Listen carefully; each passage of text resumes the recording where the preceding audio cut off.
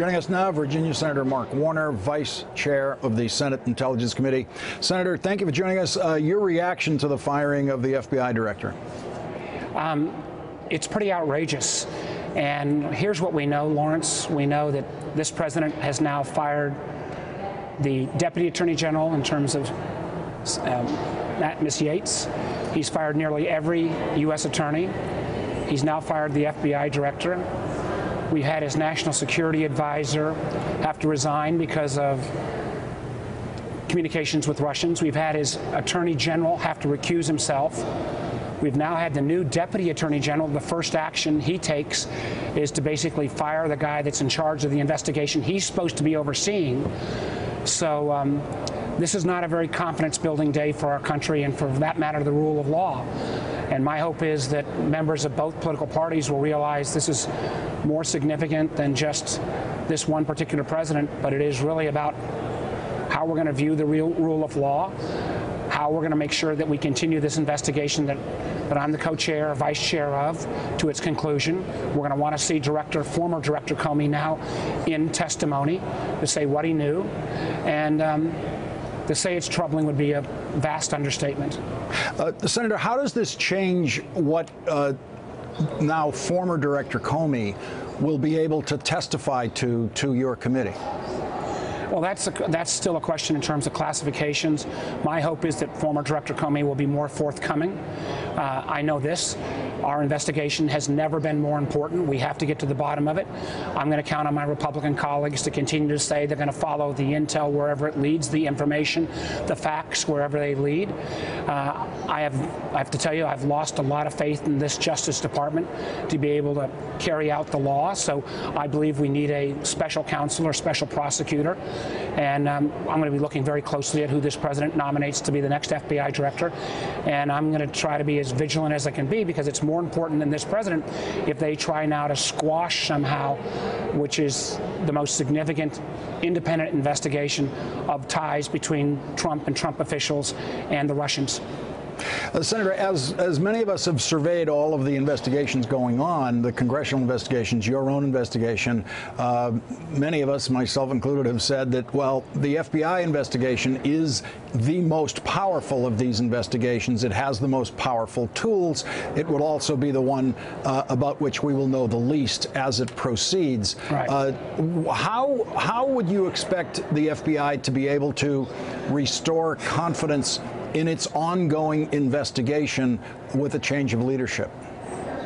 Lawrence, you've hit the nail on the head. First of all, it is true that with not only power of subpoena, which we have, but extra powers, the powers to bring criminal charges if necessary, the FBI was ultimately going to be the go-to place to have all the facts come out.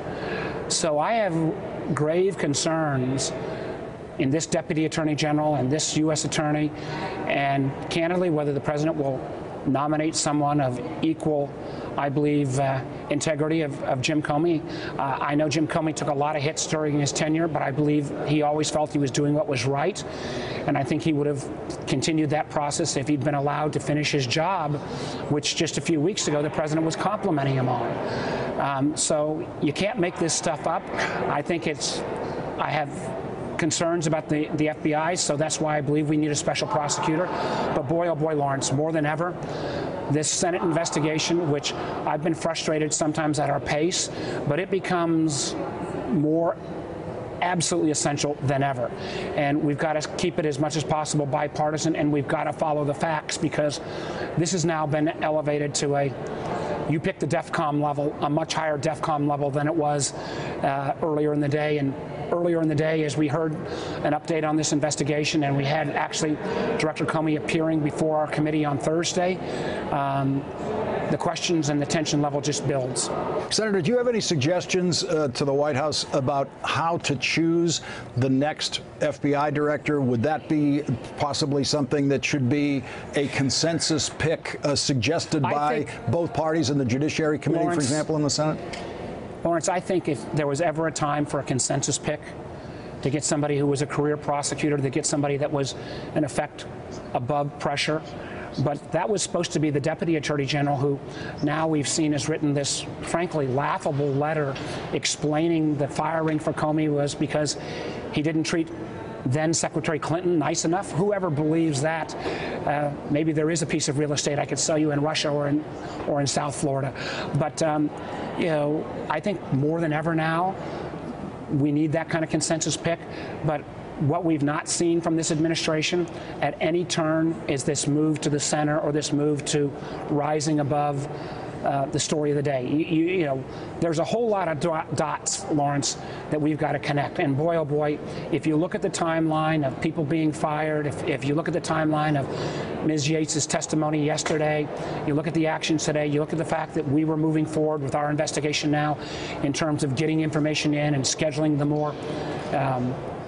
the more interesting witnesses. This is more than a little bit curious that they chose today to fire Jim Comey. Just a final question, Senator, about Rod Rosenstein. We heard Sally Yates yesterday express full confidence in him. You're saying tonight that the reasons that he gave to the president for firing Jim Comey are laughable. You're not accepting. They are not believable on any order. You know, I voted for this gentleman based upon his reputation in Maryland, but I am deeply disappointed, and if I could have that vote back, I would be voting in a different way, because the explanation is so patently laughable that I'm just very disappointed in the Deputy Attorney General based upon his reputation that he would put his name to that kind of letter. Senator Mark Warner, Vice Chair of the Senate Intelligence Committee, thank you very much for joining us on this important night. Really appreciate it. Thank you, Lawrence. Hey there, I'm Chris Hayes from MSNBC. Thanks for watching MSNBC on YouTube. If you want to keep up to date with the videos we're putting out, you can click subscribe just below me, or click over on this list to see lots of other great videos.